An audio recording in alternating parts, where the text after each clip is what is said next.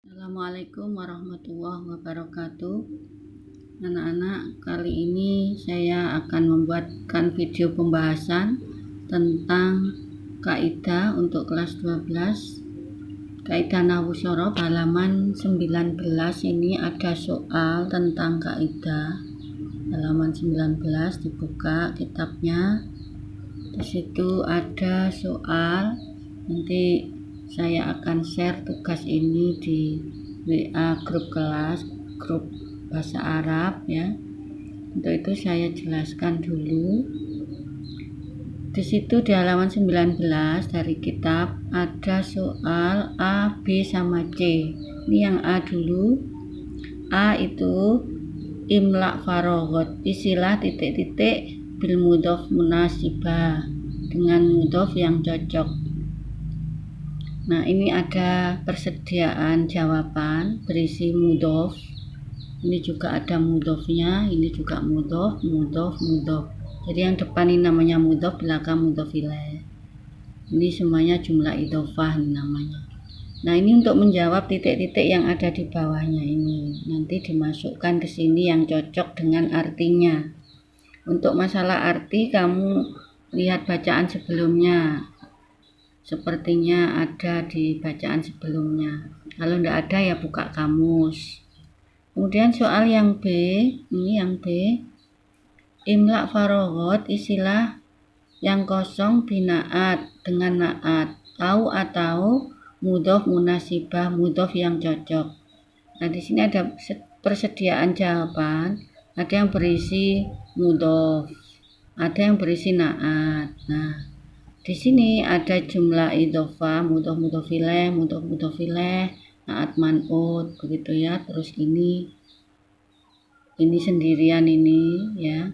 Mungkin ini naat, ini juga naat ya. Nah, itu dimasukkan ke titik-titik sini sesuai dengan arti yang cocok. Juga lihat bacaan sebelumnya, kata-kata sulitnya ada di bacaan sebelumnya. Kemudian yang terakhir ini ada soal C, masih halaman 19. Yang C ini perintahnya adalah tulislah atau berilah tanda cawang, ini centang ya, sesuai dengan jabatan kata yang bergaris bawah. Jadi ini ada garis bawahnya, itu jabatannya jadi apa? Pilihannya dua, kalau enggak naat man'ut ya idhofah. Kalau dia itu naat man'ut maka kamu centang sebelah sini. Kalau dia idhofah kamu centang sebelah sini. Nah, kalau idhofah berarti sebelah sini centangnya. Nah, yang bergaris bawah ini yang kamu harus pikirkan. Ini naat man'ut apa ini idhofah itu. Nah, supaya kamu bisa membedakan naat man'ut sama idhofah, itu perlu saya jelaskan dengan detail. Ada di halaman sebelumnya ini. Dan ini halaman 19, berarti ada di halaman 18, nah, sama 17. Kalau 17 itu naat man'ut, 18 mudhof ilaih. Kita lihat dulu halaman 17. Nah, ini halaman 17. Nah, lihat halaman 17. Di sini ada judul lahid. Perhatikan amsilah, contoh-contoh an-naat wal man'ut, tentang naat dan man'ut atalia berikut. Nah, naat man'ut itu apa? Itu pengertiannya ada di bawah. Ini langsung contoh-contohnya. Nah, kita lihat pengertiannya. Yang diwarnai merah itu naat man'ut semuanya. Nah, pengertiannya naat man'ut ada di bawahnya. Nih. Nah, ini. Naat man'ut. Naat dulu. Naat adalah at-ta'rif, pengertiannya tabi yadkuri li bayani sifat. Sesuatu yang menjelaskan tentang sifat, min sifat maknawiyah, dari sifat maknawiyah, atau yasifu ma yata'allaqu bihi atau sifat dari sesuatu yang berhubungan dengannya. Dengan nyanya kembali ke sifat maknawiyah.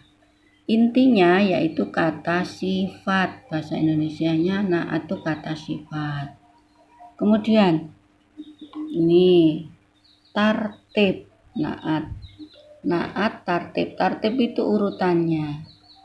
Naat man'ut itu istilahnya, tapi ternyata kalau ditulis itu man'utnya dulu baru naatnya.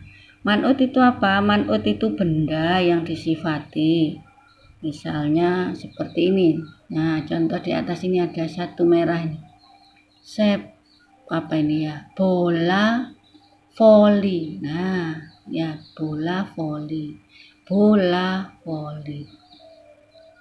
Ini naat man'ut apa bukan ya? Nah, lihat. Ini naat man'ut. Kok tahu cirinya? Lihat ke sini ya. Nah, ini syaratnya. Syarat naat man'ut. Syarat naat ya. Yaitu ayutobiko naat. Naat itu harus cocok. Waman utahu dengan man'utnya, dengan bendanya.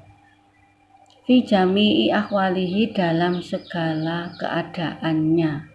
Yaitu titik 2 i'rab, harokatnya harus sama, harus cocok. Bendanya dengan sifatnya, harokatnya harus sama. Kalau rofa ya rofa keduanya, nasob keduanya, jer keduanya. Lihat ini, kasro kan kuroti to'iroti. Kasro bendanya, sifatnya juga kasro.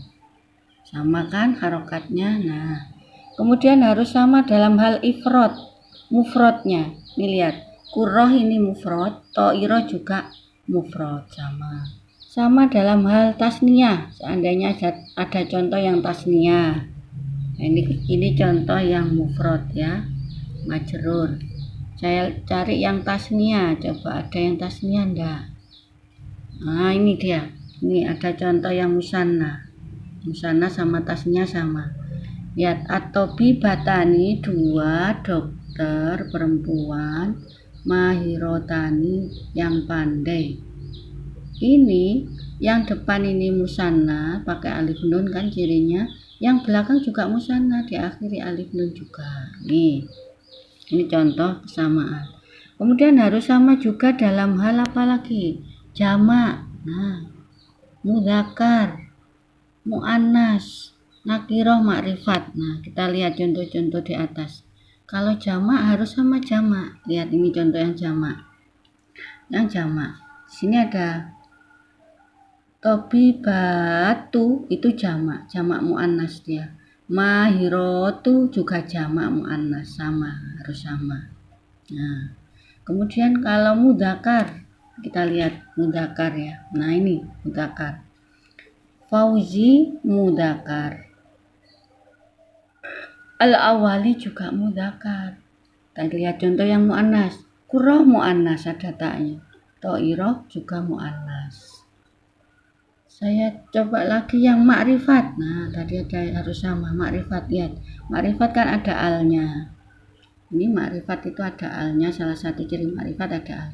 Kalau yang depan ada alnya, belakang ada alnya, ini pasti naat man'ut. Jadi selalu sama. Harokatnya sama, muannasnya sama, ada alnya sama. Itu ciri naat man'ut. Dan dari artinya dia mengandung sifat. Kalau nakiro, kita lihat contoh yang nakiro. Nah, ini yang nakiro. Nakiro itu antara lain cirinya tidak diawali al. Ini enggak ada alnya, riyadho. Maka naatnya juga enggak ada alnya. Jadi sama, kalau depan enggak ada al, belakang enggak ada. Inilah ciri-ciri naat man'ut.